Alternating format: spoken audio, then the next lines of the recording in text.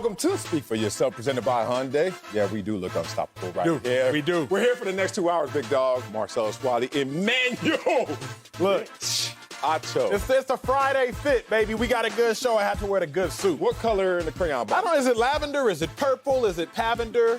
Purple? Oh, okay. Whatever it is, look like we got paid today. Where's my check? All right, the NFL's back, so you know where we're starting. The Chiefs, who got over their Super Bowl hangover in the second quarter when they went on a 31-to-donut run to blow out the Texans.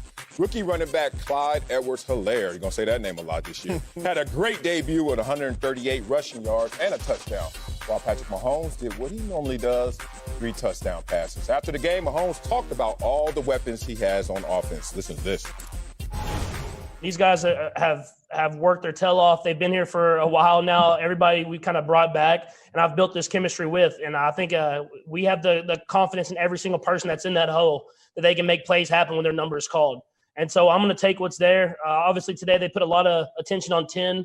And so you saw other guys like Sammy and D-Rob making plays happen. And so that's the good thing about this offense. Is a luxury for me is I have a lot of good players that can get themselves open no matter who's covering them.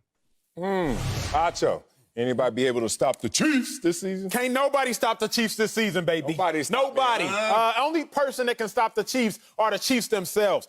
Man, it was beautiful watching that game yesterday, Marcellus, because we already knew about Patrick Mahomes and how great he was. We knew how great this Chiefs offense was, and they continued to get better.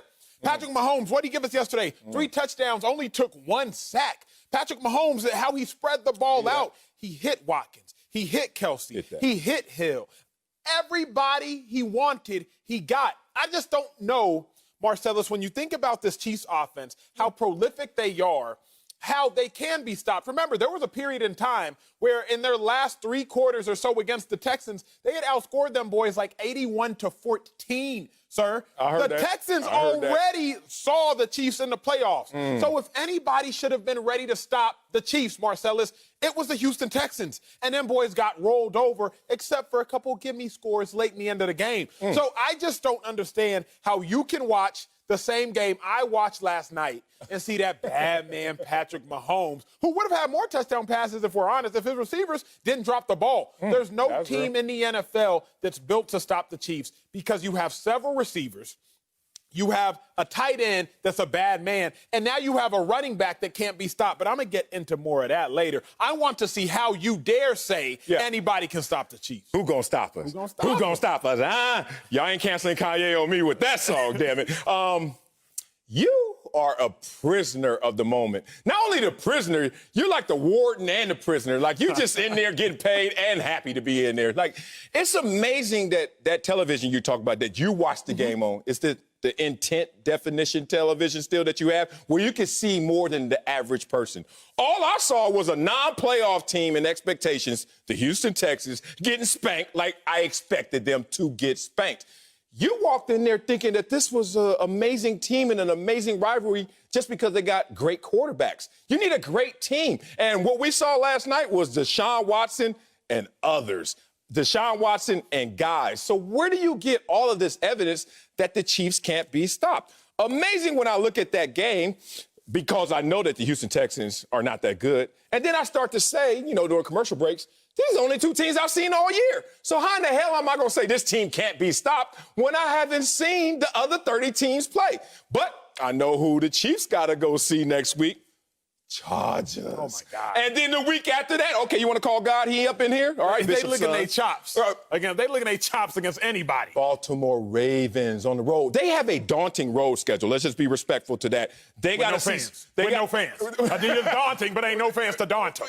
But guess what? You still got to go there and see that squad. That's fair. Forget who's in the crowd. That's fair. The crowd never comes on the field anyway, so miss me with that. But you know what? I've always seen Patrick Mahomes go out there and ball out. I've always seen him start fast in the month of September, his birthday month. He always starts fast. Let's look at this. Full screen king time. Oh, God. Party all month. This is Patrick Mahomes and how he starts. Look at that, 8-0. Never lost a game in the month of September because it's his birthday. Completion percentage, passing yards per game, Everything is the best since the AFL-NFL merger. But here's the thing, Acho, and please explain this. What's up? You see an O when it comes to the month of September, but when you see this in January, at least last January, I saw a 4 there. This team finds a way to either beat themselves or other teams will beat them. So answer me, how can no one stop them if they don't go undefeated? I'm glad you asked me that question. No one can stop them because they looked at their deficiencies, Marcellus, and they said, you know what? We're going to work on our left hand. Last year, the Chiefs, they were 27th in rushing attempts. They were 23rd in rushing yards. So they said, as great as Patrick Mahomes is, and he's great, and we won the Super Bowl, which is phenomenal, we're going to take a first-round pick, and we're going to use that first-round pick on Clyde Edwards-Helaire. But who nobody is talking about is the all-pro left guard, Kelechi Osemele. Yeah, I saw big dog. And I'm going to show y'all exactly why and what makes him so great, because y'all going to laugh on the show, but y'all going to learn. Look at him at the left guard. He's highlighted as well. Highlighted at the left guard. He's going to work on a double team, knock his dude down to the ground, and allow Edwards-Helaire to work off that block, cut right, and get some yardage. And you're thinking, okay, Acho, that's cute and all, but it was still third down. Here's what the Chiefs, Marcellus, needed to grow in. This year, now it's third and short. We don't have to pass anymore. Kelechi Osemele, left guard, highlighted again. Boom. Linebacker, get up out the way. Clyde Edwards-Helaire is going to lead. And that's what you call a pancake. Where the Aunt Jemima, because you're going to need some syrup for that pancake. Okay, Kelechi Osemele. You can't say that no more in this climate. You can't. Aunt Jemima Okay, go. Aunt Jemima. All right, keep going. Sorry. But Kelechi Osemele at the left guard spot, an all-pro, who 3 years ago was the highest paid offensive guard, plus Clyde Edwards-Helaire. The Chiefs realized we have deficiencies. They won the Super Bowl, Marcellus, but they said, you know what? We're not perfect. We're still going to get better. And they didn't just draft a deficiency that was going to undercut one of their other great pieces at receiver. They drafted a piece at running back that they needed in an area that was going to help them grow. Then you make an addition on the offensive line that's also going to help you excel. You can't stop a team that got better, but you could barely stop last year. It's simple. Oh, my God. You in this last year stuff. Okay, I got a couple of... Wait. Don't you say, sir, don't you say that past... What is it? Past actions? I'm not helping you. You and your brother got this issue of recall. Marcellus says... I'm not helping you. Past actions are an indicator... Past actions are an indication of future success. So how you gonna tell me that the Chiefs' past actions are now irrelevant? Go ahead, I'll tell you what, which book ain't gonna sell? Achoisms. You just butchered that. It's the greatest indicator of future behavior is past behavior. Okay. And guess what? I'm gonna use that against you. Thanks for bringing it up. It's not even on my notes right here. Last year, we saw a Super Bowl MVP for performance from Patrick Mahomes, right? That whole year, once he got back from the injury, he looked great, right? How many losses last year? About 4? Yeah. The year before, he was on the MVP campaign and won the MVP. How many losses that year? 5? 4 again. So here's the thing. No matter how great he looks, there's still going to be some L's in his future. You better hope so. Let me tell you why. Last night, we saw Patrick Mahomes go out there for 211 yards. Came out there expecting man coverage as he's seen against the Houston Texans the last 2 times. What did he see? Zone.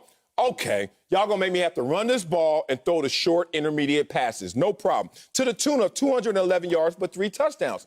But Patrick Mahomes didn't eat.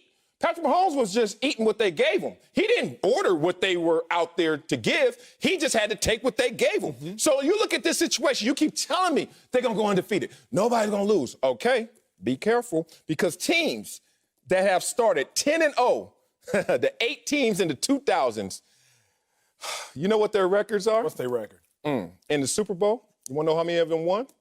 How many? How many you guess? Look, we got 8 teams in the 2000s that were 10-0. I'm going to say 1 because you know damn well it's only 1. Only 1. So go. Keep telling me how this team is unstoppable and they can't be beat. They may beat themselves. No, they're not. Marcellus, remember what you say, sir. You always preach about work on your deficiencies. Yeah, work on your left hand. Work on what you're not good at. This team already has proven to barely be able to be stopped. You said the stats, so I'm going to tell y'all and remind y'all the stats. Patrick Mahomes went 24 for 32. If I'm not mistaken, divide that by 8. That's 2 out of 3 if my 6th grade math does me right. So that's 66% completion percentage on yesterday. He also had 3 touchdowns on yesterday. Factor that throughout the course of the season. If Patrick Mahomes throws for 48 touchdown passes and a 66% completion percentage. Not even his best year. That's another MVP. Of course. So that's another MVP. So what I'm saying is very simple. It's the fact that the same Chiefs team took what they were given yesterday. Okay, they played zone. Patrick Mahomes can't eat y'all up because y'all going to sit here in zone. All we're going to do is have 125 rushing yards with one guy and all these on 25 carries, 138 rushing yards on 25 carries. That's the most in the Patrick Mahomes era, meaning, wait, Mahomes, in the event teams try to change it up on us, we're going to have an option for their defense. Oh, they're pliable. Oh, trust me, they're loaded. Trust me, they should be the favorites. But trust me, there are stumbling blocks in front of them. Trust me, there are hurdles in front of them that have knocked them down before. And even in their dynastic pursuit, which we saw even last year, down 10, down 24, down 10. We've seen perfect Mahomes before, and that doesn't always mean you're going to see perfect Chiefs record. Now we got to bring in somebody to settle this score. Our guy, NFL analyst LeVar Arrington, to break the tie. So, LeVar, will anybody be able to stop the Chiefs this year? Yes. And as a matter of fact, listen, I agree with what you're saying, Nacho. Honestly, I do. And I think that there's a lot of merit to what you're saying. But I think you forgot one aspect, or maybe a couple aspects to your argument. So when I looked at this game, you guys do realize that the Texans were up 7-0 at the end of the first quarter.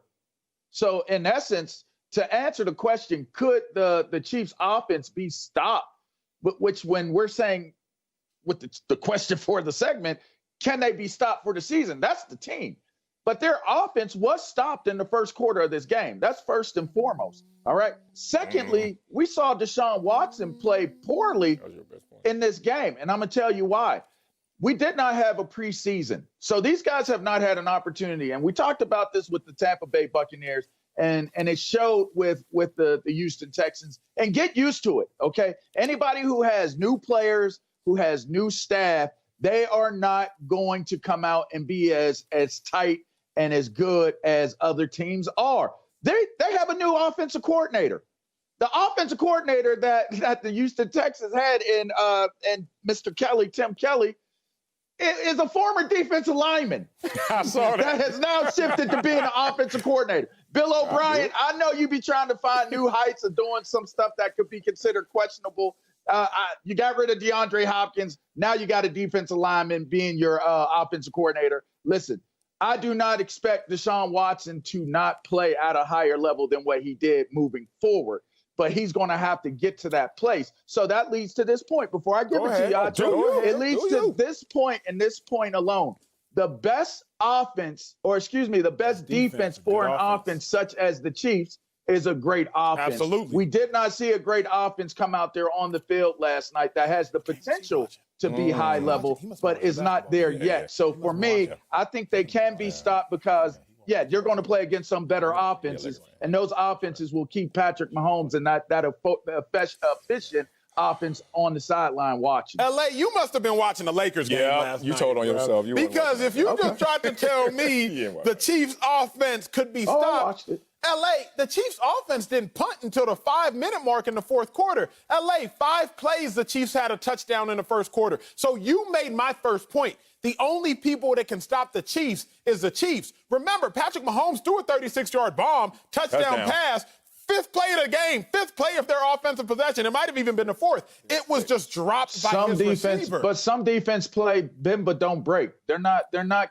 teams that are going to force you to punt. They're teams that are going to keep you off the scoreboard. That's fair, but they kept them off the scoreboard. The problem is, it's not like it was a pass breakup. Like the receiver dropped the ball. The Chiefs was about to be up within the first 3 minutes. So the Chiefs scored at the 12-minute, 15-second mark in the first quarter. It was a drop. Look. You all want to know I saw the game? It was a drop. It was a drop. It came back. The defense held up. They got the ball back. They did not score a touchdown in the first quarter. You cannot qualify that in any other way but to say they did not score in the first quarter. This all defensive guys up here, so let's not sit here and lie to America. If we don't force a team to punt, LeVar, until their last or second to last possession with 5 minutes left in the fourth quarter, did you do your job? If you did not allow a point on the board during that first quarter, he made if you did not, again, you guys are asking me to qualify making them punt versus keeping them off the scoreboard. Answer me this. Is it simple to just say there were no points on the board for Patrick Mahomes and the Kansas City Chiefs after one quarter of play. That's yes fair. or no? That's fair, but there are 4 quarters of Okay. play. Yeah, So that's just LeVar. That's just a slow start. But look, they I did know punt in any the team first I've ever quarter. been on. If we wait until the fourth quarter to make them punt, regardless they of score, did. we getting chewed out by coach. He's like, we didn't do everything. That's correct, Marcellus. But let me You're say right. this one point, and because I'm not getting into like first quarter versus fourth quarter. Sometimes you start slow. Hey, we didn't even have a preseason this year. But how great are you, and how well are you received when you went out there and you played against a bad team? For all indications suggest that the Houston Texans are going to regress this year. We already talked about Hopkins not being there. We're talking about all the changes that they have, so many question marks. We don't know what this team is going to be, but most assumptions are they're not going to be that good. So if they're not going to be that good, why are we over here, or at least Acho, is saying how this Chiefs team can't be beat when they got a Chargers team going forward? They got a Ravens team going forward on the road. LeVar, give me something to let this guy know that this team, regardless of how great they look, can still stumble in front of them. Well, you just gave it to him. Listen, David Johnson was running the ball. He was. They were having an effective running attack against this team. If you think for 2 seconds that them birds in Baltimore are going to stop trying to shove that ball down your throat in that situation, you are crazy. It is going to be you know what I loved about Kansas City? They didn't just show finesse in this game. They showed some grit. Facts. They showed power in this game. But the bottom line here is you're going to go up against teams that aren't faking. Like, in my mind, I'm sitting there. Why do you have J.J. Watt? J.J., I love you to death. You are not Aaron Donald, all right? Your work belongs on the outside. If anything, stand you up and play you like a linebacker. But now they starting to think, oh, hey, Aaron Donald's smaller than you, so let's use you on the inside. Maybe we'll get the same results. Yeah, they was dragging him. We didn't see anything happen with J.J. last night. It's charades going on in Texas right now. You ain't all lying. right? It's not real. It's not real. So when you get up against one of them real deal teams, when they come with it, like the Chargers have a defense Squad. them boys can play. Hilarious. I Listen, y'all want about to make me see. laugh. I want to see when it comes nose to nose, and we're not seeing people playing games. Like I would have had J.J. Watt in a wide 9. Go, J.J. Just go from the jump. Just go. I'm not putting you in the trenches in there. It was bad. There was bad play calling. There was bad setups. And to me, maybe it's just because it's early. I'm not going to condemn them because Deshaun didn't play well, right? His numbers were horrible. I'll touch on that in a later segment. But his numbers were horrible. So I'm not looking at them as saying they're a horrible team right now. I'm just saying they're not far enough ahead to have been able to deal with a team like Kansas City.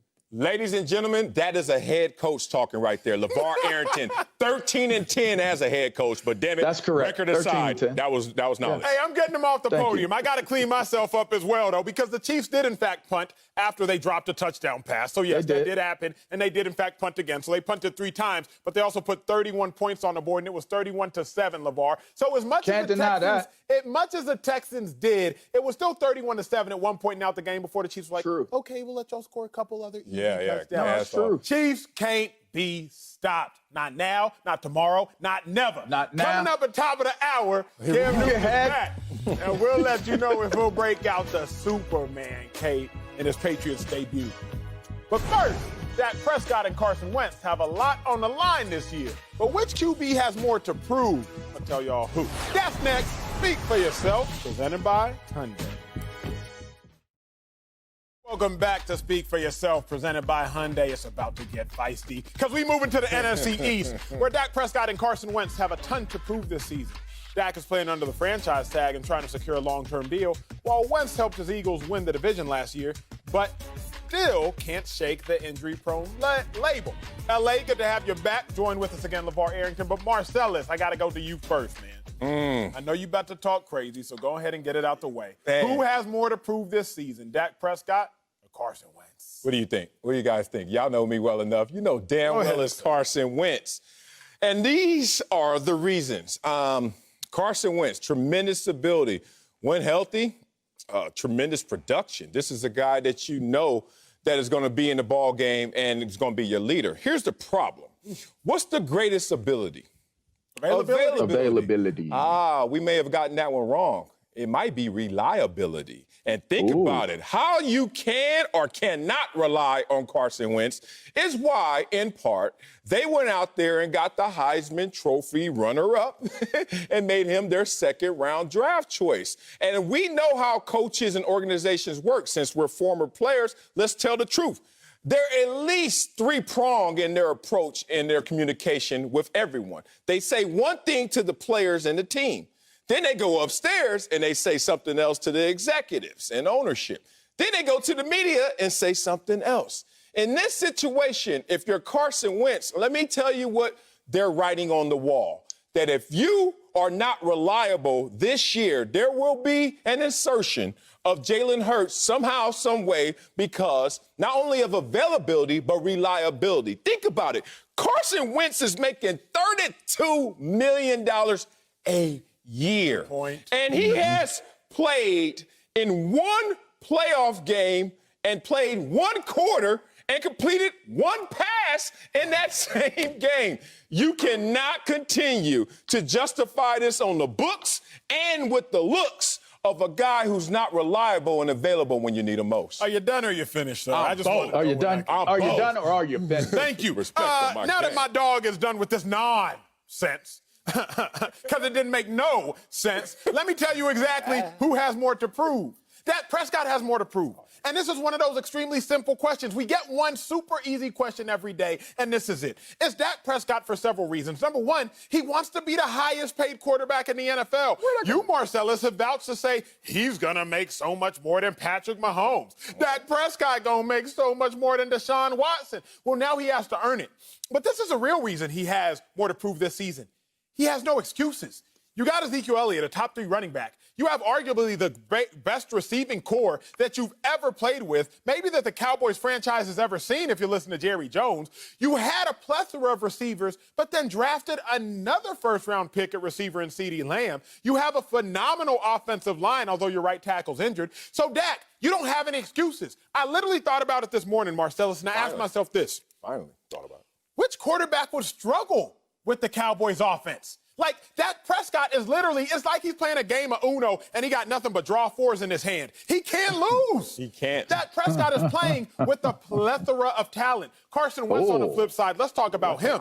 Carson Wentz, what receivers does he have? They have a first-round pick question mark in Jalen Reagor, but you could argue that the Cowboys have 3 receivers that are better than the Eagles' best receiver. The Eagles' best receiving threat is their tight end, Zach Ertz. Miles Sanders, supposed to be good this year, but Zeke has already proven he's good. The second most important position in football on offense is left tackle, correct? Marcellus, you should know best. Quarterback and then left tackle. I don't know about that. Well, you're second highest paid then position. I'll give you a tackle. Second highest paid position on football's offense is the left tackle. The Eagles starting left tackle wasn't even going to be on their team this year in Jason Peters. They signed him after their star right guard got hurt, Brandon Brooks. They signed Jason Peters to play right guard.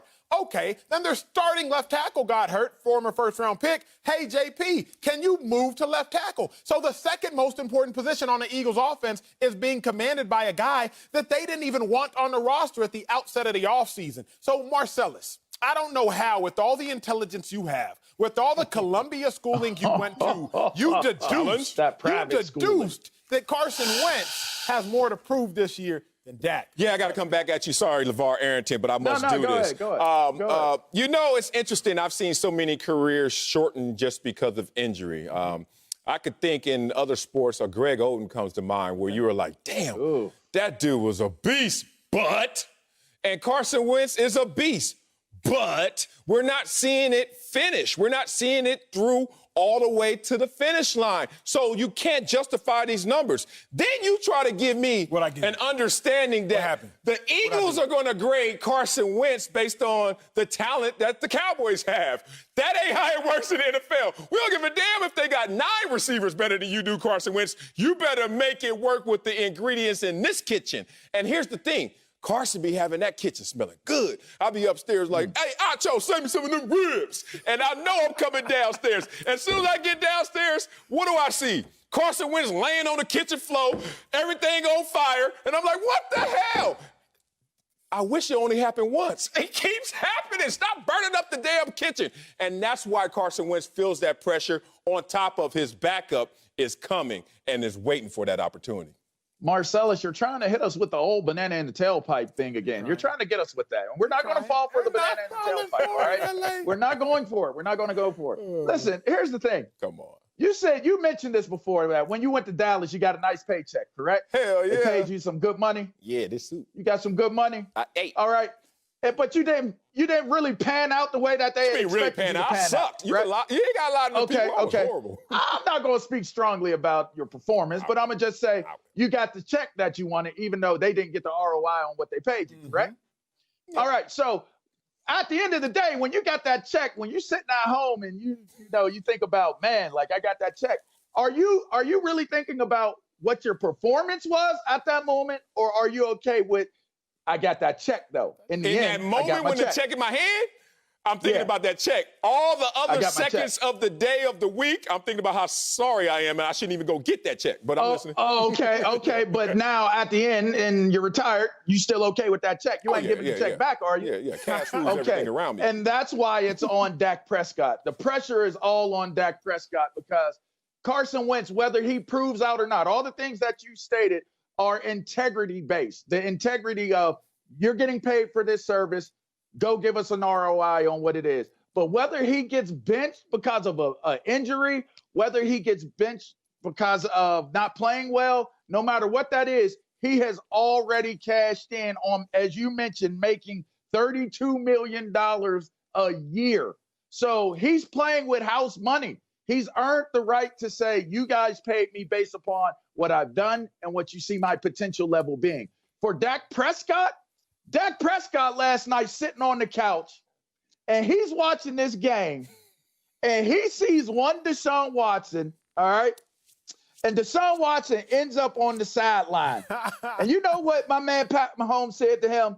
Man, you sure did hook up Dak. In this moment right here, the way you playing, bro, like, don't worry about us being a rivalry. Just, enjoy your check because now you got your money. So if you play well, it's great. If you don't, live to see another day. But I got that check in the bank. But Dak Prescott is sitting there like, you mean to tell me all I have to do is go 20 for 32 on the night?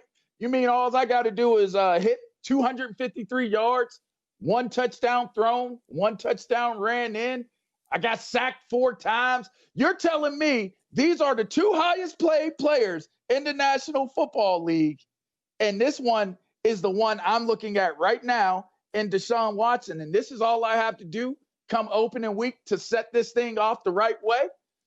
The only way this can backfire on Dak, because it is on Dak, it's more to prove on Dak. The only way his proving is kind of upended is if that same person and Jerry Jones is sitting at home is like, see, Deshaun Watson is the very reason why I ain't paid Dak Prescott. I don't want to pay him that money because the minute I pay him that money, this is what you're going to go out here and give me? That's strong. There's somebody in the Texans organization sitting around saying, we just gave Deshaun Watson money for this? I am not entertained. I do not like this entertainment. And that's what's going on right now. It can work out in Dak's favor, but Dak he cannot give up the momentum by having a bad game. I gotta address a lie Marcellus said real quick. Marcellus, you said that Wentz was sitting in the kitchen and everything was on fire and he was laying there. Yeah. When in fact, Wentz is more like that. That was a good one.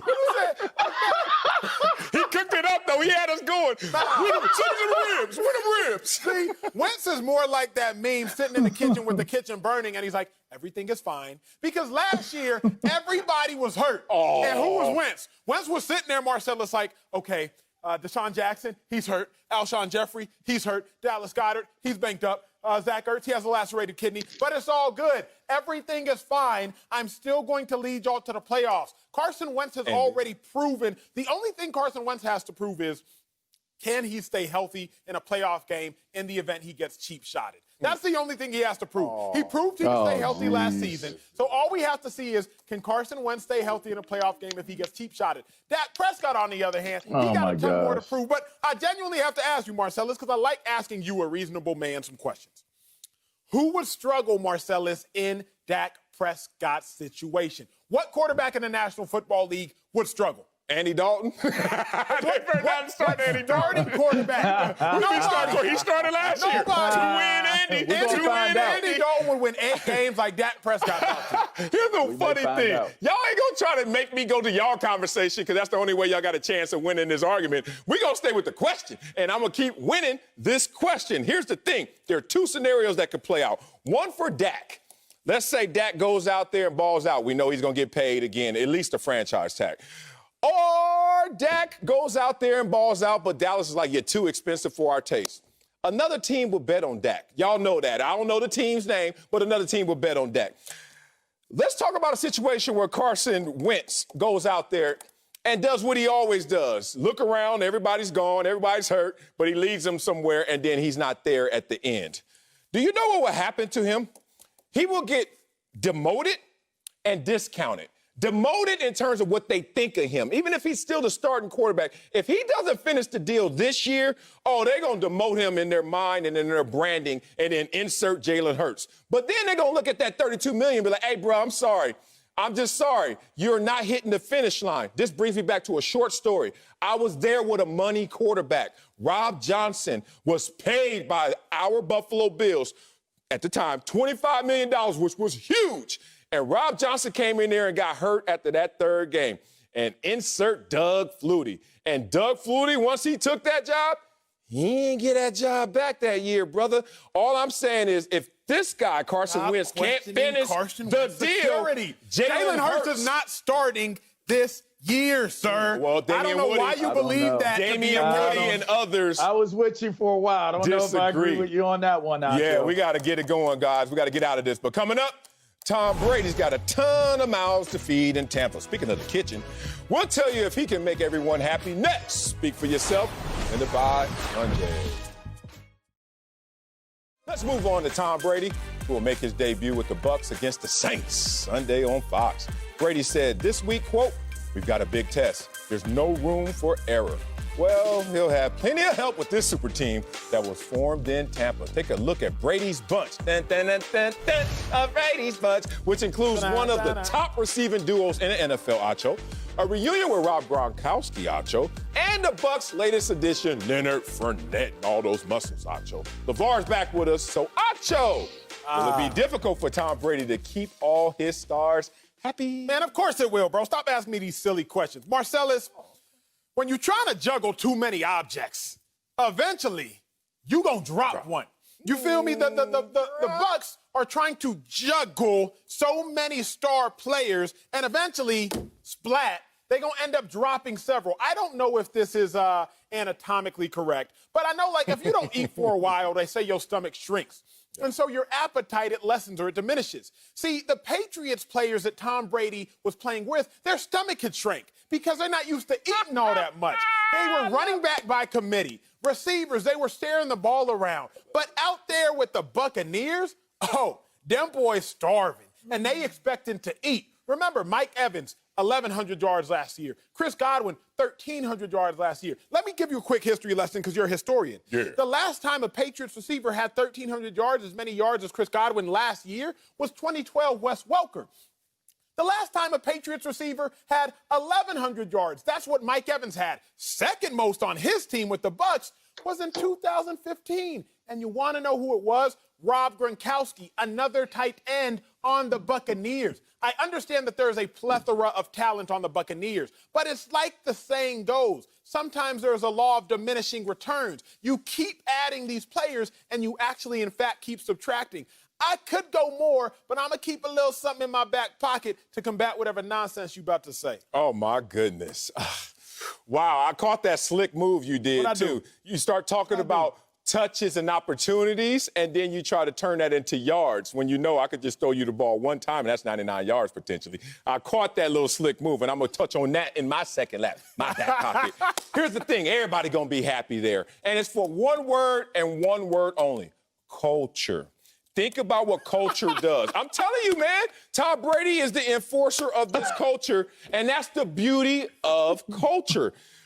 When you bought into culture, you know what happens? No matter where your behavior takes you, the culture will reset you. Think about it. It's a subscription to thoughts, beliefs, and actions. So if you're starting to feel your stomach shrinking or enlarging, your culture will reset that for you. And who is the greatest in terms of enforcing a culture in NFL history? Go Belichick. Go Belichick. Tom Belichick. Brady is in the building. And think about this. When you see Tom Brady in the building, the first thing you say is, if I want to win, I got to buy in. And that buy-in won't be as hard as you think. Godwin and Evans were on the team last year. Guess what? They got their touches. Guess what? They were happy. And that was with Jameis Winston. They're going to get their touches again. Then you look at the tight end group and you say, oh, who's going to get their touches? That's not beef. That's Gronkowski and Howard and Brady sitting there saying, let me get some of this too. I don't see major beef there. So where are you talking? It must be the running back room. Think about this, big dog. I'm thinking. LaShawn McCoy, Leonard Fournette, and Ronald Jones. You act like they gonna beef over this. Full screen king time. I'm about to show you that these touches are gonna be there for these guys. Look at Fournette. He's used to what? 68% of the time, give the ball. And then Jones is like, look, last year, as much as people think, I only got the ball 42% of the time. Like, they had other running backs getting the ball as well. And LaShawn McCoy, respect to your career, big dog, but you've gotten used to not being the guy. And you've also been inactive. So LaShawn McCoy's stomach is as small as that. And then you talk about Jones and Fournette. That's what Jones was used to last year. So I don't see where there's going to be this issue of everyone getting their touches. You know Marcellus is losing an argument, LeVar, when he starts talking philosophically. Right? When he starts talking about culture and defining culture while we talking about stats in the game of football. LA, you go ahead and get him, but just know he about to get got by the time they come back to me. I hate to do this because it was such a great setup, Acho. But I don't think it's going to be a problem with him maintaining their happiness. Now, but there is a major caveat to it, and it kind of could speak to what you were saying earlier, Acho. And here's the problem. The problem that they potentially face is not having early success. I can remember being a young man, and sometimes the mystique of who someone is can go a really long way and make you a believer. I remember watching Michael Spinks when he walked to the ring to go fight Mike Tyson. And at this point, we're wondering, is Mike Tyson for real? Here's a real test. You know, Michael Spinks is old, but he's a crafty guy. He can box well. He'll know when to tie him up, make it an ugly fight. And that's how we're looking at Tom Brady right now. You know, he's crafty, he's older, but he's Tom Brady. He's one of the GOATs, if not the GOAT of GOATs. Well, you know, we talked about this on the show the other day. When that bell rang, ding, ding, and Mike Tyson's thought process of what he gave as one of the greatest quotes in the world, everybody has a plan until you get punched in the face. Well, he punched Michael Spinks in the face. Michael Spinks felt that pain go through his body. It went down his neck all the way down to his toes. His toenails even cried out for help. He goes to the ground. Case is over. All right. Why is that a great analogy? Because if Tom Brady goes out here against New Orleans, against some of these other teams, and they don't have a tough schedule, but if he gets his head kicked in, then the mystique of Tom Brady is gone. And now all of those faithful warriors that are going to war with Tom Brady with the hope and thoughts that he's the difference maker for our team, it's now, man, this 43-year-old dude, man, he better, man, at least I knew what I was getting with Jameis. I mean, come on, man. Tom, they might have to move Tom up out of here, man. Things can change real quick. When you see that vulnerability at play. But let me tell you what won't change quick. What can't change overnight is this mindset Marcellus speaks of. Remember, Marcellus, in Tampa Bay, they're not used to winning. They're not used to getting theirs. So what are they used to? They're not used to getting the team. They won 7 games last year. What you mean they used to? Recent time. They're not used to making no play. What's 7 games? What's 7 games with Jameis Winston throwing the ball to other teams? That ain't even fit. Let me get to my point, Marcellus. Let me get to my point.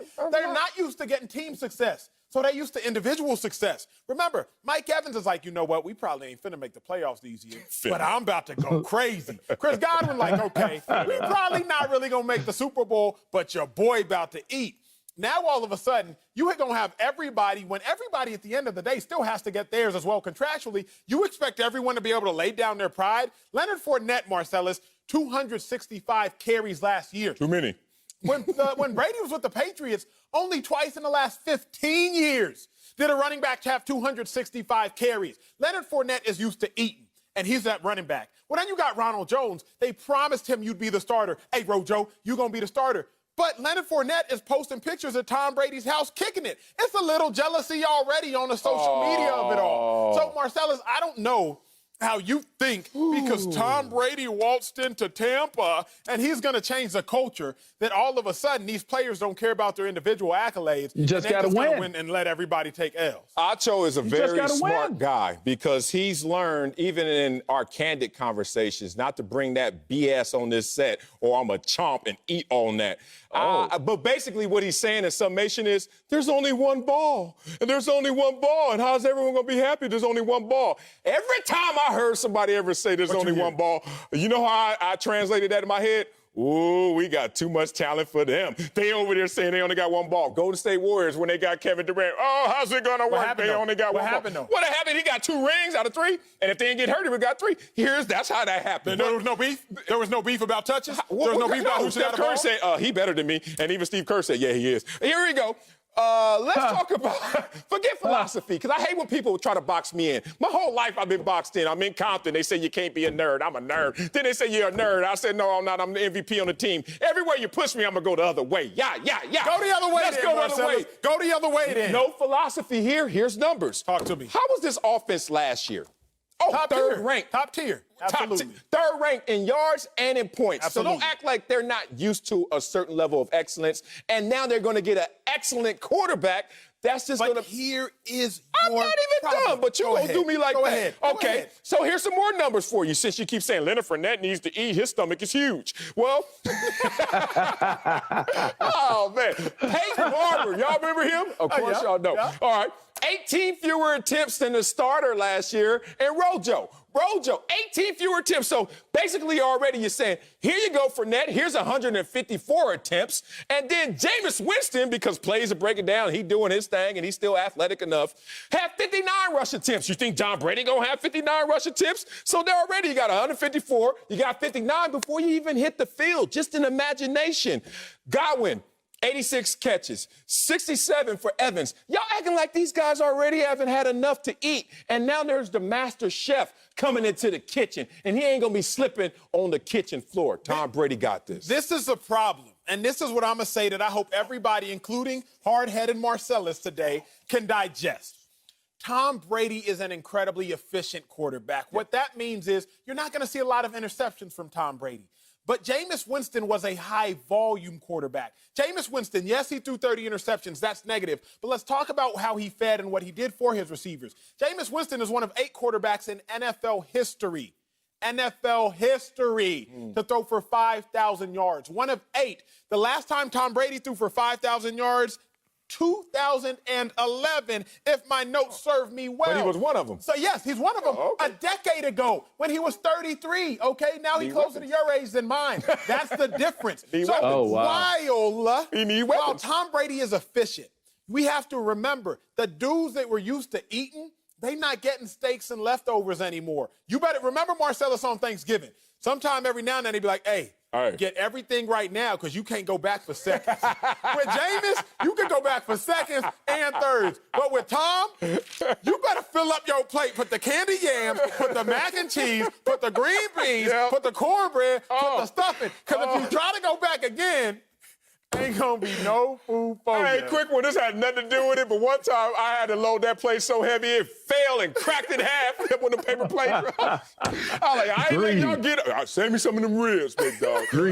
Coming up is playoff Rondo, the key to the Lakers' success. We'll tell you if LeBron and AD have formed a new Big Three next before you broke that down. Welcome back to Think For Yourself, presented by Hyundai. Let's talk about them Lakers, who beat the Rockets last night to take a commanding 3-1 series lead.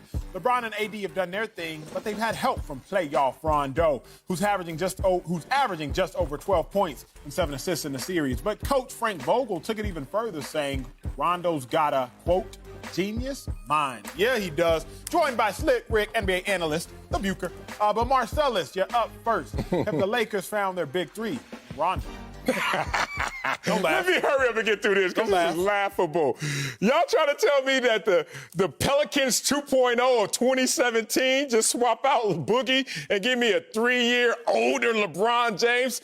That's the big three for the Lakers? Y'all gonna roll that out in the Western Conference Finals, if y'all make it, and play against the Clippers with that? What the hell are y'all trying to do? We already saw this. How did that work out for the Pelicans? How's that going to work out for the Lakers? Look, the Lakers are looking good against Houston, playing against a small ball team that it was really shoot for the stars, but probably land a lot smaller, a lot shorter than that. And that's what the Houston Rockets have done. They kind of ran out of fuel, rocket fuel. But the thing is, please, don't start making this a big three conversation with those three guys. Because remember, before the season, I talked to Kyle Kuzma, and he told me, hey, why they ain't saying the big three? And that was supposed to be Kuzma. Coming into the playoffs, it was supposed to be Kuzma. And now is Rondo, Pelicans 2.0, swap out Bron? Come on, man, that ain't going to work. Marcellus, you've done a lot of that ain't it. disrespectful things. You've said a lot of hurtful words to me over the 2-3 months that we've done this show together. Oh, really? Don't ever say nothing as disrespectful as comparing LeBron James to Boogie Cousins a day in your life. But the LeBron James could be 70 years old, and I don't want you to fix your lips to compare LeBron to Boogie, but I'm not going to get distracted by your offensiveness. I'm going to focus on my point. Let me calm down. Okay. They have found their big three. And they found their big three because the third person in LeBron's big three is never needed to be a killer. Let's go back to Miami Heat. Let's talk about Chris Bosh. The big two, you had Bron, you had D-Wade. But Bosh, in their finals wins, he only averaged, 14 and 9 in 2012. Then 2013 finals, he only averaged 11 and 9. So it's not as if Bosh was giving you 25, 15 and 5. We don't need that third person to be an assassin. Okay, fast forward, 2016 finals, last time LeBron won himself a chip. Kevin Love, he was the third person. You had Bron, you had Kyrie, and you had K-Love. Love only averaged 8 and 7. That third person doesn't need to be a killer. That third person needs to be serviceable and have the ability to be lethal for small moments and chunks at a time, or have the ability to be consistently good throughout the course of the game. Rondo, since he's been back, 3 games ago after he brushed off the dirt on his shoulders. Oh, you want to count that first one? Chill out. 3 games ago, he gave you 10 and 9 plus 28. And then 2 games ago, he gave you 21 and 9. Oh. Then last game, he basically gave you a triple-double, 11, 10, and 8. The third person, Marcellus, has never needed to be some sort of killer. Third person doesn't need to give you 30 points. The third person needs to give you valuable and consistent minutes. That's exactly what Rondo has done. So I see that you're speaking out a little bit of your fear. You know, you're worried, a little trepidatious that your Clippers are in danger. But more than anything, more than even this topic, just don't ever disrespect LeBron, King James, again. Slick.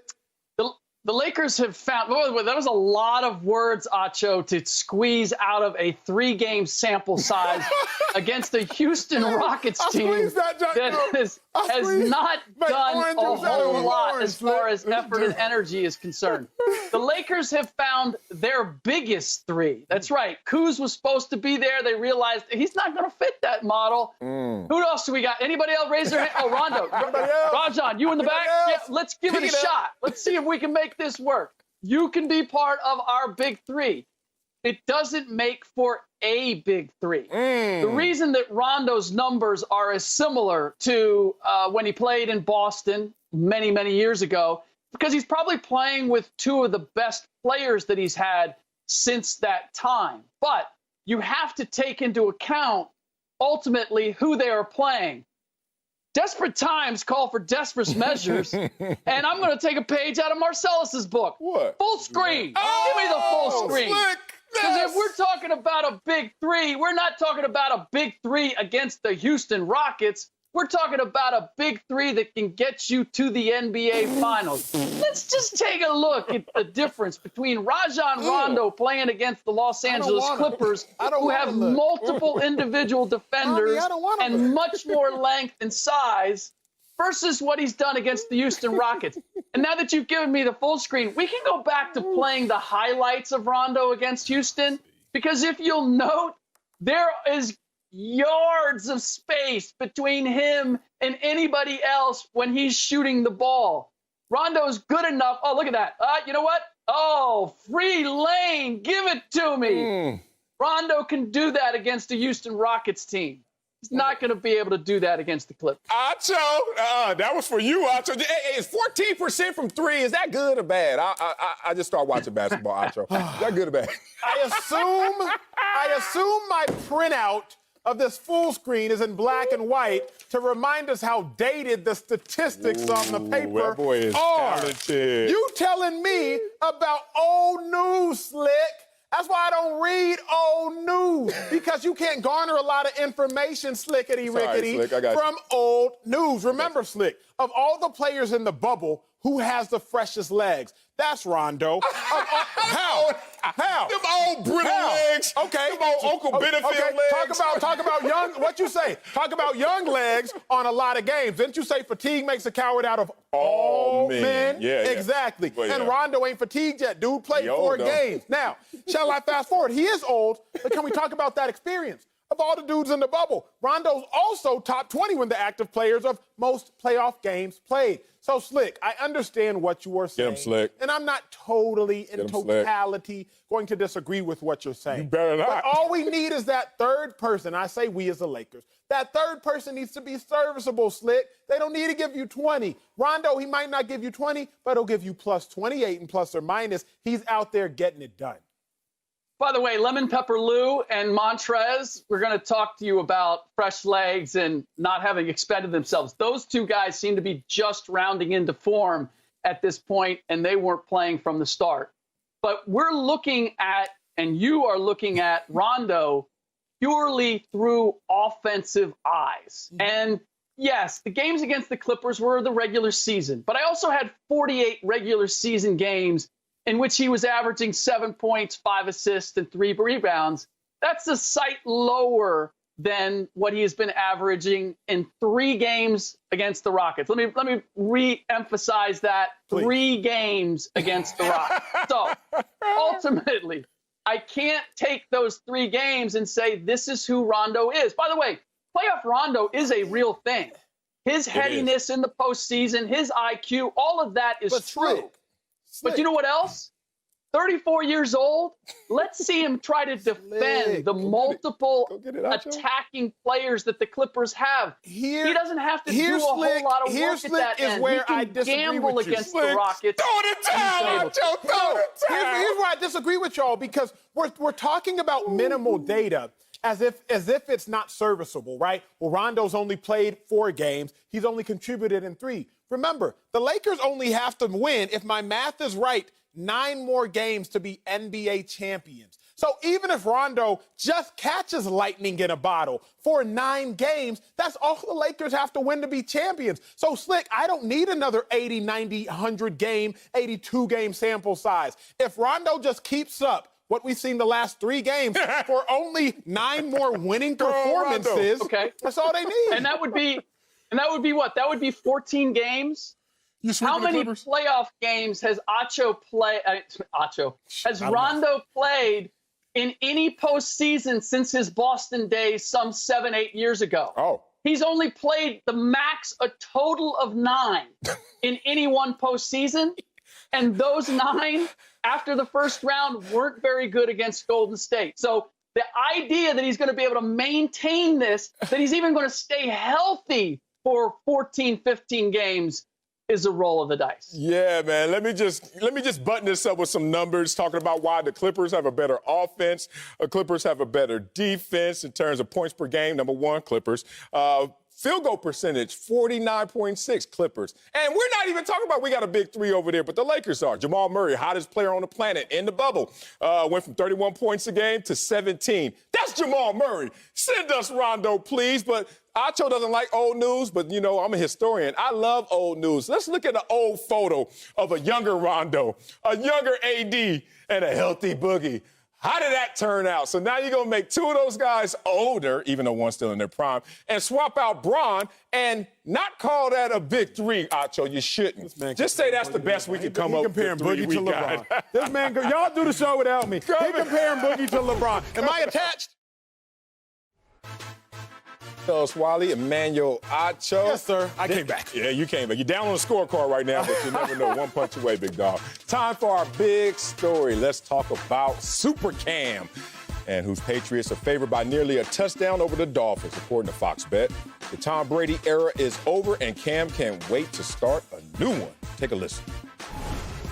Excitement level is on 1,000. Yeah, I'm excited, I'm happy. Just to get back into the rhythm of game week, the preparation, just the little nuggets that you can often forget. You have to remember, I've been away from football really for a full year. I haven't really had this whole process for a long time now. So, being around, taking notes, watching film, finding out about different players each and every day, locking in. So, Acho, you expect to see SuperCam in his Patriots debut this weekend? I don't, man. Cam, that's unfortunate. I did, but we're not going to see SuperCam just yet. Marcellus, when you come to this show, when you sit down, I told you, you're going to laugh, but you're going to learn, because me and you, we do our homework. Yes. And we give y'all nuggets that y'all might not hear and probably won't hear anywhere else. Remember the Dolphins head coach, Brian Flores? Yes. He spent 10 years on the Patriots staff before ever becoming the Dolphins head coach. Special teams assistant. Then he was a secondary coach. Then he was a linebacker coach. And then he moved over to becoming the head coach for the Dolphins. So who knows the Patriots offense and McDaniels better than anybody in the NFL besides McDaniels and Belichick? Yeah. Brian Flores. Right. So that's my first thing. Okay. But then remember, the coaches, they don't really get onto the field. The players have to play. Dolphins named 8 captains yesterday or 2 days ago. 3 of those captains came from the Patriots. So remember, who knows the Patriots better than the Patriots? The only team that can compete with that is the Dolphins. But the stat, Marcellus, that really got me, and I really had to do some number crunching, 11 starters on defense. 6 of those starters were drafted by the Dolphins. 11 starters on the Dolphins defense, and it was either 5 or 6 were drafted by the Dolphins. 50% of the Dolphins defense that wasn't drafted by them came from New England. You got one at every level. You got Kyle Van Noy, you got Landon Roberts, you got Eric Rowe in the secondary. So when Cam Newton gets out there and starts making his checks, uttering the verbiage that Josh McDaniels told him to, you want to know who's going to check on defense? Who? Hey, they just said run left. Hey, they just said it's going to be a pass. The Patriots going to have a game plan, but SuperCam ain't coming out this Sunday because that defense for the Dolphins is going to be ready, led by Brian Flores. Oh, wow, you're wrong, completely wrong. And you're How? SuperCam. It's called that S. It's been a year plus since that S was on his chest, and he could flex it, and he gonna flex it. I have notes prepared here, but first let me attack your argument because you threw a punch and it came straight down the middle, straight right hand. Gotta bob it. You're telling me that Brian Flores has the cliff notes. He knows the answer to the test. Open book. It was open when he book. plays against the Patriots. Absolutely. And was he there last year when they played against the Patriots at the head coach? You don't want to go there. Was he there?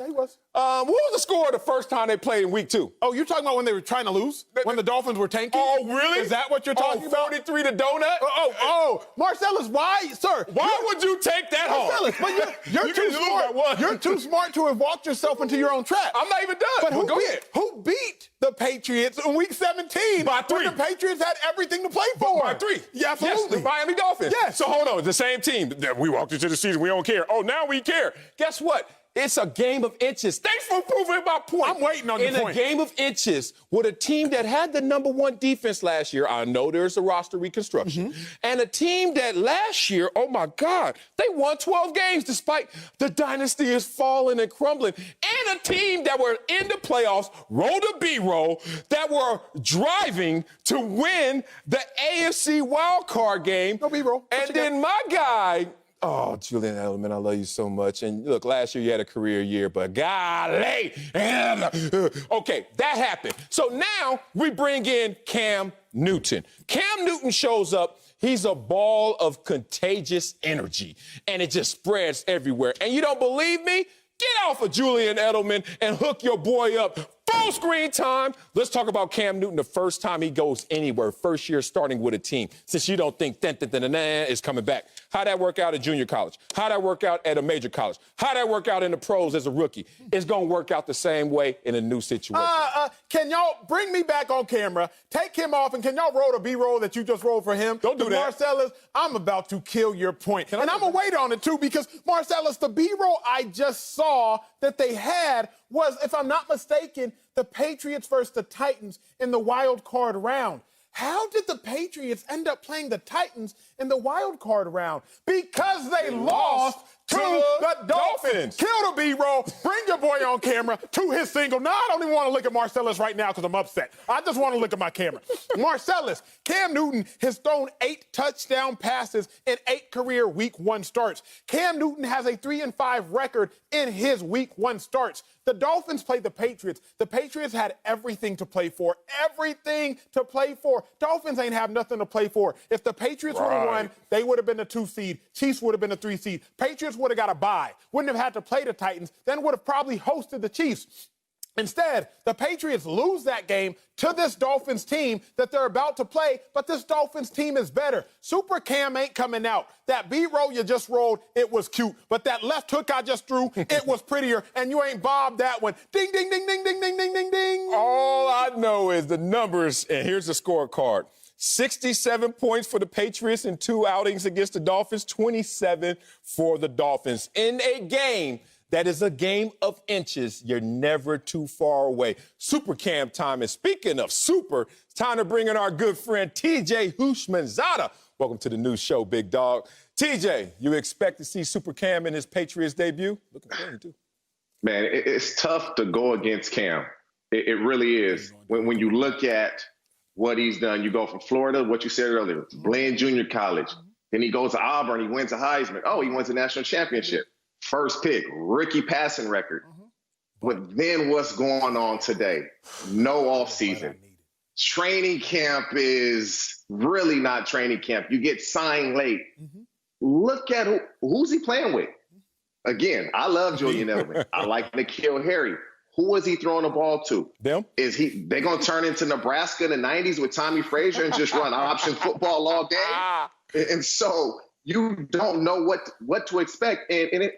You guys are talking about, the Dolphins last year. This Patriots offense is going to be completely different than what they ran last year. Nobody knows what they're going to get, but you would assume they're going to try to use Cam's ability to get outside of the pocket. Brian Flores knows that. Are we going to see SuperCam?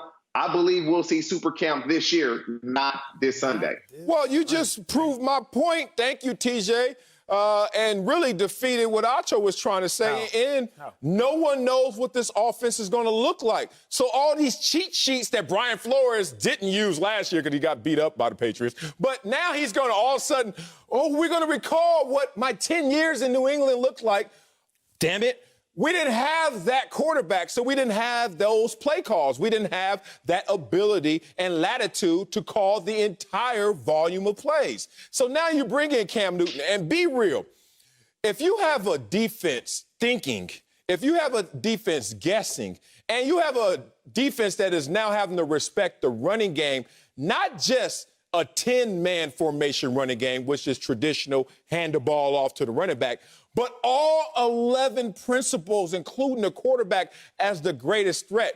Now you got an issue, and Brian Flores can't prepare for that no matter how long he was in New England because he never saw that when he was in New England. Acho, please retort. Look, my man, I love what you're saying, Marcellus, but the problem is the empirical data, it doesn't support you, sir. The last time Cam Newton threw for 300 yards as an opener, 2012, Marcellus. In Cam's last 6, he ain't even thrown for 250 yards. So you were hoping that you might see a bird, a plane, a SuperCam. But the fact of the matter is, you're going to see him waltzing on both legs like any other mere mortal because SuperCam is not being revealed just yet. Give him another week or two. He's still in the phone booth. Like TJ said, eventually he will come out. But if he comes out right now, an S is not going to be on his chest. If so, it's going to be in wingdings, and we're going to try to figure out, is that an S on his chest? Is that an S? Or is that, I can't tell. Ain't no SuperCam yet. I'll say one name for you. Blake Bortles. You're like, why am I bringing up Blake Bortles? Since 2016, he's the only quarterback in the league with a worse passer rating than Cam Newton. With a worse passer rating than Cam Newton. Since 26, Blake Bortles. And so again, Cam Newton is a hell of a player. Takes his team to the Super Bowl. They lose it to the Broncos. But to see SuperCam, in essence, he hasn't played football in a full season. No off season. No speed on offense. It's gonna be real tough. That's that phone booth. That Superman call. No, you know what that is? What? I tell you, I believe that's my daughter calling my son from college. She said she would call him at like 1:30. So I believe that's what it is. I'm just amazed. Not only did you pull that stat out, but you still got a rotary phone. Like, you still got an old school home. There's 7. Like, that phone sounded old school. Last point I got to make, TJ, because you killed it right there.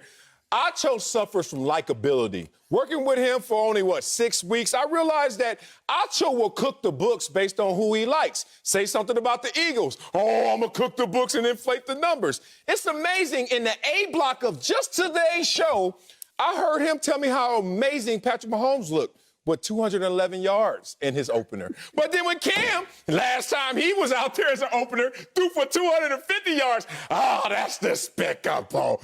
Y'all got to miss me when y'all over here being hypocrites. Coming up, Russell Wilson wants to throw the ball more, but the Seahawks don't win that way. We'll tell you what they should do next. Speak for yourself.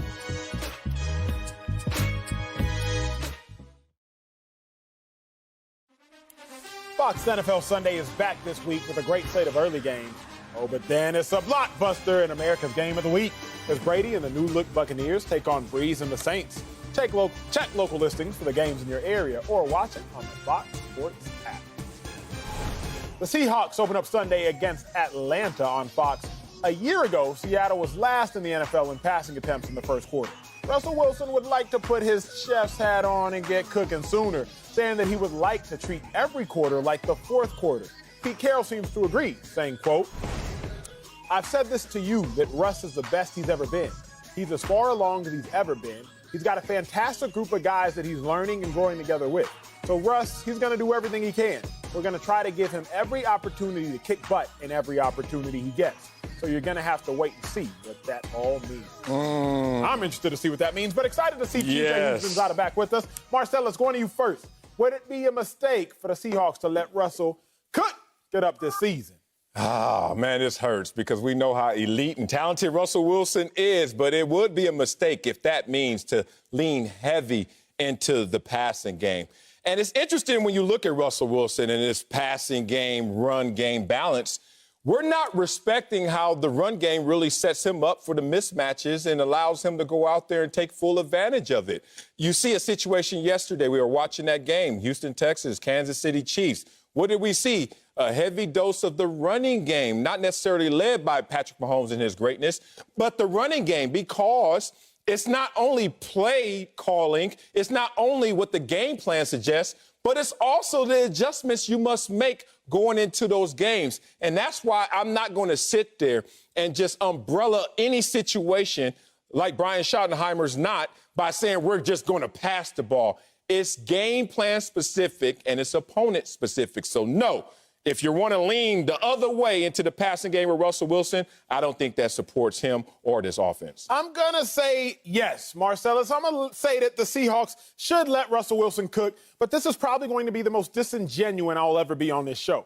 Because Seahawks fans, whenever I say something mildly, accurately critical of Russell Wilson, y'all get mad at me. I said he wasn't an all-time great because he doesn't have a regular season MVP, so y'all start sending your Twitter fingers at me. So you know what? Let him cook, because I want to see what he gonna make. I want to see what he can chef up. See, the question is Russell Wilson a Patrick Mahomes, Aaron Rodgers, Matt Ryan type? What does that mean? That means, in spite of having a running game, can Russell Wilson still go out there and ball? Patrick Mahomes, 23rd ranked rushing offense last year, still led his team to a Super Bowl. Aaron Rodgers, historically, hasn't had a dominant, consistent running game, but Aaron Rodgers still leads his team late in the playoffs. Russell Wilson, 6 of his 8 years, he's had a top 4 rushing offense. And in the years he's had a top 4 rushing offense, he's done well. But yet still, Seahawks fans are like, no, we want Russell Wilson to do more. Russ has to do more. Let Russ do more. Russ is in a phenomenal position as he is. Yes, he gets to come in and save the day. But Seahawks fans, y'all want Russ to cook. So with y'all, I say let Russ cook. The only problem is Russ's first 2 years, the second and third year in the league, you know when he went to the Super Bowl? Oh, and went to the Super Bowl again? He was first and second on his team. His team, rather, was first and second in the NFL in rushing. So we know what Russ can do when he doesn't have to cook. But I'm interested and intrigued to see what Russ can do when he does, in fact, cook. So, kitchen, please. Russell Wilson, get to cooking. Now, we're talking cooking. Is he cooking breakfast, lunch, dinner, and a snack? That's the If he has to do all of that, that's a recipe for disaster. You can't put that much on his plate. I don't care how good he is. Now, you need to let Russell Wilson do more, but you can have him do too much, and you're going to regret it. Now, a few years back, Pete Carroll has admitted, he's come out and said, we tried to put more on Russell's shoulder and throw the ball more. He couldn't really handle it. We're going to pull back. It has to be a good mix of run and pass. It has to be a little bit more on Russell's shoulders, but it can't be too much. And they're looking at it from this perspective. This is the best group of skilled players he's had to play with since he's been there. DK Metcalf had a really good rookie year. You would assume he's going to be much better in his second year, him and Tyler Lockett in the passing game. So they're looking at it from that perspective, that his weapons on the outside are better than they've ever been. Let's see if we can capitalize on it. But don't have him cook every meal, because if he's cooking every meal, he might burn up a few of them. Man, you took me there. And I could have led with this, but, sometimes you just got to let it marinate since we're talking about cooking. And now it's marinated. Russell Wilson has played 8 seasons in the NFL. 7 of those 8 seasons for double-digit wins, 10-plus wins. 7 of those 8 seasons, they went to the playoffs. But then there's one season that jumps out that they didn't get to 10 What happened wins, that season, Marcellus? and they didn't make the playoffs. And Russell Wilson had the most pass attempts he's had in his career in 2017. Also the most interceptions, tied for that. Of course, you probably expect that. But also, in terms of yards per completion, his lowest. Now, remind yourself, if you're the offensive coordinator or if you're the head coach, and we know they've went from Darrell Bevell to now Brian Schottenheimer, and you're sitting there like, the one time we did lean into him cooking, that was our worst in terms of team success. Okay, let's not get lost in that. And then you could go back to a moment in time in the Super Bowl where Pete Carroll looked like he may have gotten away from his own mantra in running the football and allow Russell Wilson to throw the football on the goal line in the Super Bowl. Maybe this offense is not just zigging when everyone else is zagging, but they're a little post-traumatic stress. They're like, look, last time we gave you the keys to this car and let you do what you wanted to do, it wasn't the best. And then there's one moment that really traumatizes us. So for all you guys out there that's saying he's not being complimented by the running game, I don't think you're really looking deep into the numbers. But if you want Russ to cook, just be careful. Something might burn up. Marcellus, do you have any more room on your life raft, sir? Because I'm about to jump ship. Okay? I'm jumping to your side. I've been playing around too long in this block. Here is the problem. You have to be careful what you wish for, Seahawks fans. You have to be careful what you wish for. The best position in football is to be the backup quarterback, because you just get to sit there and chill, still collect your check, but then you get to come in and save the day. The problem is when you have to now be thrust into the starting position and everybody's dependent upon you, the stakes are a little bit higher. Russell Wilson is in the greatest position. Whenever he has a top-flight running game, the Seahawks are 1, 2, or 3 in the NFC. But when he's forced to cook, now all of a sudden all the pressure is on Russ's shoulders. Russ and the Seahawks thrive when he doesn't have to cook. But then some people that are deep into analytics are going to say, Wacho, the reason he had so many passing yards in the season that he didn't do great was because the games were out of reach. It's not the case. They only let up 30 points 5 times in that year. It's not as if they weren't playing in close games. It was just, you know what? This year, we're going to try to put more on Russ's shoulders, put more on Russ's plate. And although Russ had his greatest season that year, statistically, you could argue, although he led the league in passing touchdowns, but also had the most interceptions of his career, the Seahawks did not have team success. It's not an indictment on Russell Wilson. Everybody can thrive within a certain structure. Russell Wilson is thriving right now. But if y'all want to let him cook, go ahead. Let him cook. You're talking about structure. They say luxury is the home to complaining. Damn it, y'all got Russell Wilson has the second most wins since he's been in the league, and y'all still complaining?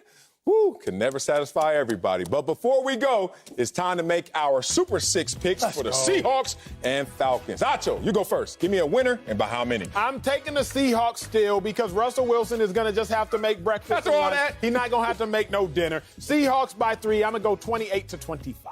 All right, TJ, what you got? I'm going Seahawks as well, 27-23. Okay. Well, I'm going to Atlanta Falcons, 31-27. Don't forget, they won their last 4 and 6 of their last 8. A little different team the second half of the season. Make sure you guys go out there and get your picks in before kickoff Sunday for your chance to win Terry Bradshaw's $100,000. And for top stories, scores, and more, go to the Fox Sports app.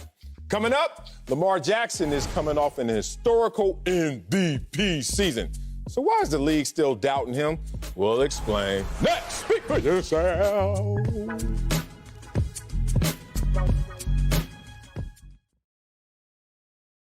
FS1 Fantasy Week is sponsored by DraftKings. Play free for your shot at the $1 million top prize during Week 1, only on DraftKings. Let's move on to Lamar Jackson, my favorite player, who is coming off an MVP season where he rushed for the most yards ever for a quarterback, and he also led the league in passing touchdowns. That fact seems to be lost on Browns defensive tackle Sheldon Richardson, who took a shot at Lamar's pass game ahead of their matchup on Sunday. Richardson thinks Baltimore will still rely on the run, saying, quote, "For the most part, yeah, they're going to stick to who they are. I don't think Lamar Jackson turn into Aaron Rodgers no time soon. They're going to stick to what they do best, and that's run the football." Oh, really? TJ is back, but Acho got to know. You surprised players still doubt Lamar Jackson? I'm not a dog, but I'm not surprised players are doubting Lamar because I have questions myself. I love Lamar Jackson. I'm a huge Lamar Jackson fan, and my questions have nothing to do with what Lamar has or has not done. But as we've established on this show, and as Marcellus, you say, which I love, past success is indicative of future success, whatever it is. You butcher that every time. Hey, can you say it to me? Say it right. Best indicator of future behavior is past behavior. Thank you. The best indicator of future behavior is past behavior. Oh. And the problem is this. What? We've seen players like Lamar Jackson have great success, but lightning in a bottle. Robert Griffin, Offensive Rookie of the Year, he comes in. He was a bad man. I had to play him when I was on the Eagles. He was a killer early on. But then what happened? Michael Vick, phenomenal. I played with Michael Vick toward the latter half of his career. Michael Vick has some of the best highlights the game has ever seen. Rarely see the highlights in the playoffs. Definitely never saw a highlight in the Super Bowl, but some of the best highlights you've ever seen. Now, Cam Newton, he leveled both of those players up. MVP, and then to the Super Bowl. Phenomenal. But we look at how we talk about Cam. Now you have Lamar Jackson. Check, MVP. Okay, made it to the playoffs. He's leveled up RG3. He's leveled up Mike Vick even. He's leveled up Cam Newton to a degree. But the problem is we haven't seen a guy like Lamar Jackson sustain success. And so I just simply say my faith has to be my eyes. My issues with Lamar have nothing to do with Lamar. My issues with Lamar have everything to do with history and the history that Lamar is going to have to rewrite, the narratives and stereotypes Lamar is going to have to break if he is going to succeed at the highest level. That really hurt, man. I'm over here trying to tell people that white privilege doesn't exist, and I just see my brother up here just racially stereotyping. You gave me, because you see a running quarterback who's not been hurt in the league yet, only missed one game, and that was in college, a little ankle. You give me, who did you say, RG3? RG3 was cold now, rookie year.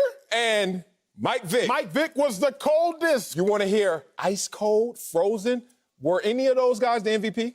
I gave you Cam Newton as well. Cam Newton. You want to give me Cam Newton. Now, I'm not going to take it away from either of those guys, but what we see in Lamar Jackson is different. Absolutely. Oh, Sheldon Richardson, you forget that when we saw Lamar Jackson out there last year, he was second in the pocket in terms of passer rating. So you got lost in the sauce like everyone else. Oh, yeah, he can run the ball, but how well can he throw it? Second in the pocket.